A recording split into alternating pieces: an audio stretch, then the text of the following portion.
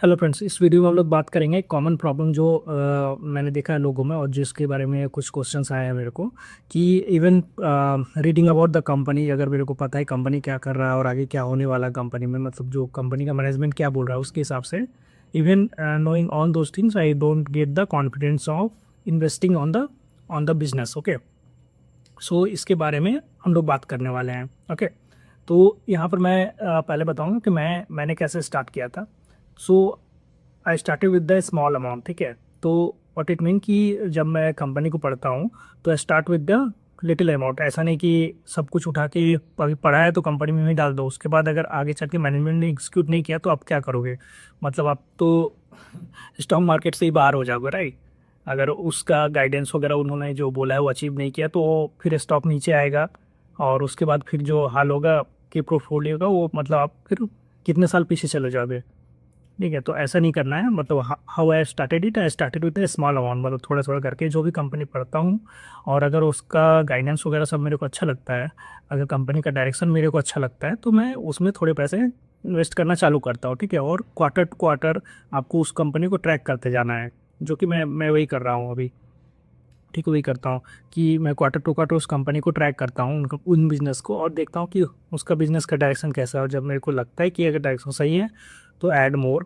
ठीक है, ये मैं करता हूँ। या फिर अगर जब डायरेक्शन मेरे को लगता है कि अच्छा नहीं है या बिजनेस का जो स्टोरी है वो इंटैक्ट नहीं है, चेंज हो रहा है, ठीक है, ग्रोथ का स्कोप कम हो रहा है, तो मैं उसके हिसाब से अपने एलोकेशन को चेंज करता हूँ बिजनेस में। ठीक है, तो सिंपल चीज़ मैं ये यूज करता हूँ।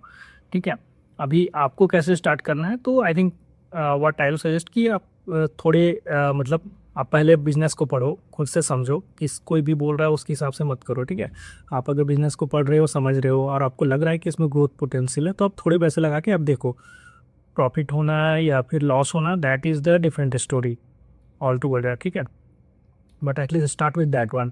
मतलब ये तो वही बात होगी ना कि आपने पढ़ा है बट आपको, आपने जो पढ़ा है आपको ये कॉन्फिडेंस नहीं है कि आपने क्या पढ़ा है, तभी आप उस बिजनेस में इन्वेस्ट नहीं कर पा रहे हो, राइट?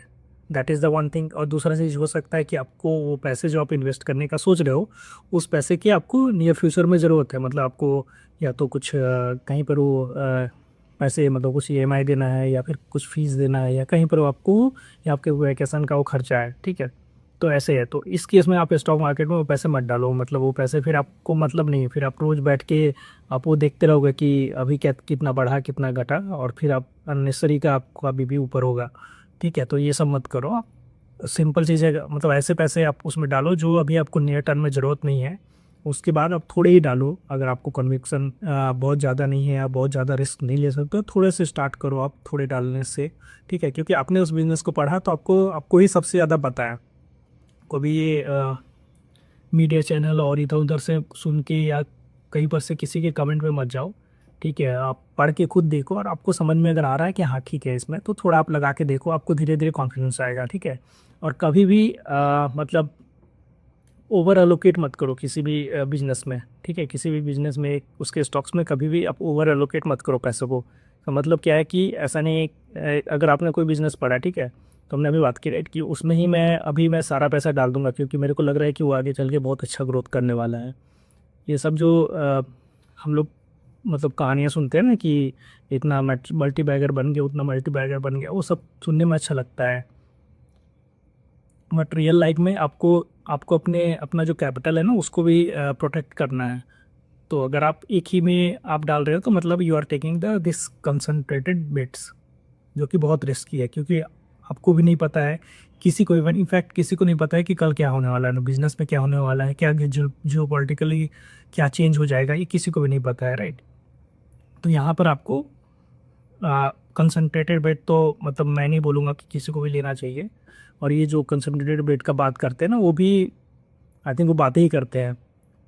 ऐसा मतलब बहुत कम ही होता है कि आप कंसंट्रेटेड बेट, और अगर वैसा होता है ना तो दैट इज़ द लक, क्योंकि अदरवाइज फिर इसका मतलब अगर जो बोलते हैं ना कि कंसंट्रेटेड बेट लेने से उन्होंने बहुत सारे मल्टीबैगर बनाए, तो हर बार क्यों नहीं लिया कंसंट्रेटेड बेट?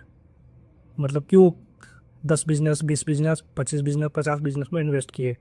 ठीक है, तो ये भी आप मतलब थोड़ा लॉजिकली सोचो कि कोई भी कुछ भी बोलता है ना उस पर मत जाओ। तो हम लोग मेनली बात कर रहे थे कि कैसे स्टार्ट करना, तो start with A small amount और उसके बाद देखो कि कैसे चलता है।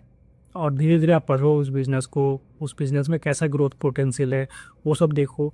उस बिज़नेस को ट्रैक कर रहे हो तो उसके पीयर्स को फिर ट्रैक करना चालू करो। और उसके बाद जब वो सेक्टर आपको कंप्लीट हो जाता है तो आप देखो कि बाकी सेक्टर्स में क्या हो रहा है, ठीक है, ताकि आपको नए जो भी सेक्टर्स है जहाँ पर ग्रोथ पोटेंशियल हो वो सब समझ में आने लगे, ठीक है, और धीरे धीरे आपका नॉलेज बढ़ता जाए। और फिर वैसे वैसे आप मतलब इन्वेस्टमेंट भी आप कर सकते हो, अपने पैसे मैनेज करना सीख सकते हो, ठीक है।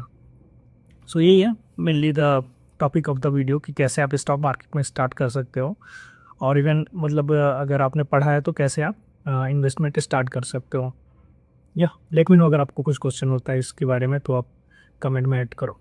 Thank you.